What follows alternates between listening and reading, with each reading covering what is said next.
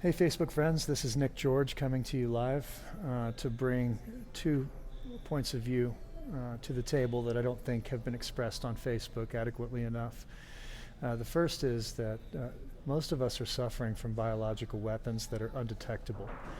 They've been sprayed on U.S. populations for over 70 years, according to the confessions of William Burgdorfer, who was the father of biological weapons research for the U.S. Army in the early 1950s. And one of the projects he was tasked with was coming up with an intracellular parasite that would cause chronic fatigue syndrome, cognitive dissonance, and other forms of politically desirable outcomes in populations that the U.S. government decided to spray these compounds over. Burgdorfer was told that he was developing these things for the use against the USSR, and then later found out through a fiasco where his lab was broken into, and all of these secrets and biological weapons recipes were stolen, apparently by the Russians, is what he was told by Fort Detrick. But then he soon suspected and discovered that that was all a ruse to justify the release of these things and to cover up the evidence as to who was doing the releasing. And he believes that these things were released on the U.S. population as a result of this breach in security at Fort Detrick in the 1950s. Later, his efforts were replaced by a larger effort that no longer needed him, because they had figured out how to distribute these compounds through aerosolized compounds in the air, in the atmosphere, over U.S. populations with military aircraft, chemtrails. So 70 years ago, these were the types of microbes that were used for political control in the United States. And this is before the things that we're seeing manifest themselves today. So this is what we've been up against for at least our parents' lifetimes and longer. And it is congenitally passed to us in our gut bacteria when we're born from our mothers. So it's not something that we can get away from. It's just something that we need to admit is part of us now, and we need to address these undetectable biological weapons in a way that is unique to our dietary education.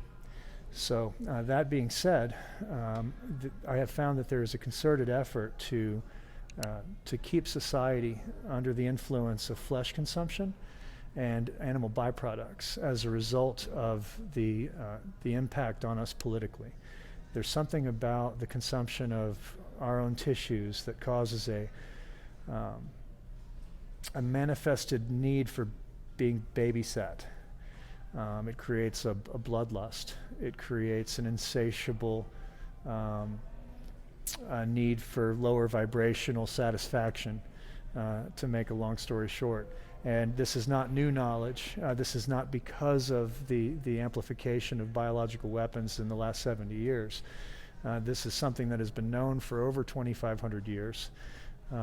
These effects and the way to mitigate them was first brought to us by Pythagoras in the early 6th century BC, almost 600 years before the Messianic community at Qumran tried to reintroduce these principles as a way for the community to shed their need for a Roman government oversight, taxation, etc. So this movement became so powerful that, and it was working so well against the Roman form of mind control and tax deception and monetary deception, that Rome literally had to reset time. They had to do a great reset. And because they're familiar with this necessity and its function of a great reset, they're attempting to do it again. And I think one of the reasons that they're attempting to do this again is because their 2,000-year-old tree of deception, which is the story of Jesus Christ, the Pauline doctrine, is starting to not hold water anymore. And what we're finding is that 2,000 years ago, the original Essene vegan movement was put down by the Piso dynasty, who were deeply interconnected with the Flavian dynasty before they came into power. And they were deeply connected with the Herodians, who were their fellow co-client kings in charge of collecting taxes among the Jewish populations for Roman interests.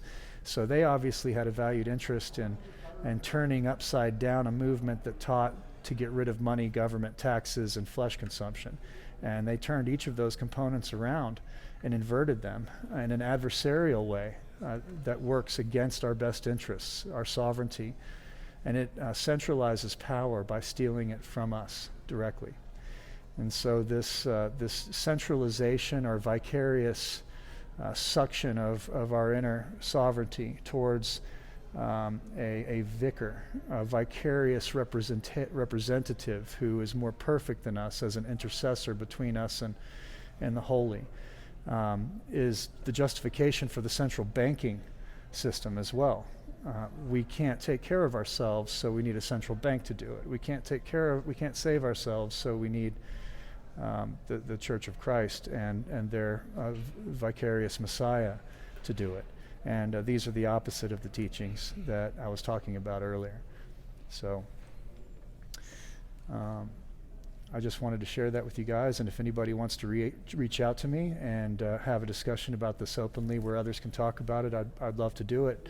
I'm going to keep this short because the main purpose of it is to show people that regardless of what we try to accomplish in this renaissance that we're all in the middle of right now, let's hope it's a renaissance, there is no potential for the next step in human consciousness if we allow this ancient monetized deception to continue.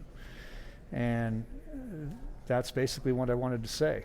You will know if we are winning when that deception has been brought into the light, and it's well known by everyone, because that's why America did not keep her sovereignty, because we did not understand the core issue with the problem that we were facing against British intelligence and the oldest hierarchical terrorist organization on the planet, which is the Holy Roman Empire.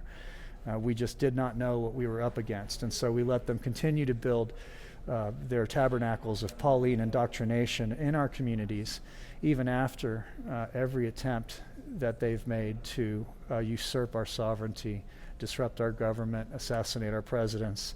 Whenever the smoke clears at the end of the wars that they create, there's always the cross waiting to welcome us back into its tabernacle of deception. So I just wanted to make sure that everybody understands that that is the core issue.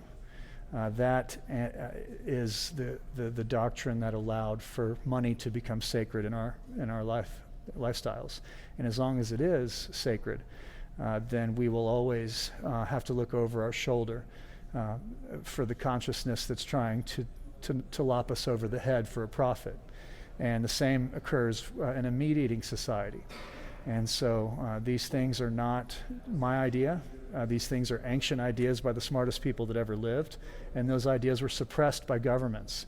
And they're still being suppressed for the same reason. So I'd love to talk to you guys further about this. If someone wants to reach out to me and ask me to expand on this in more detail, I'll be happy to.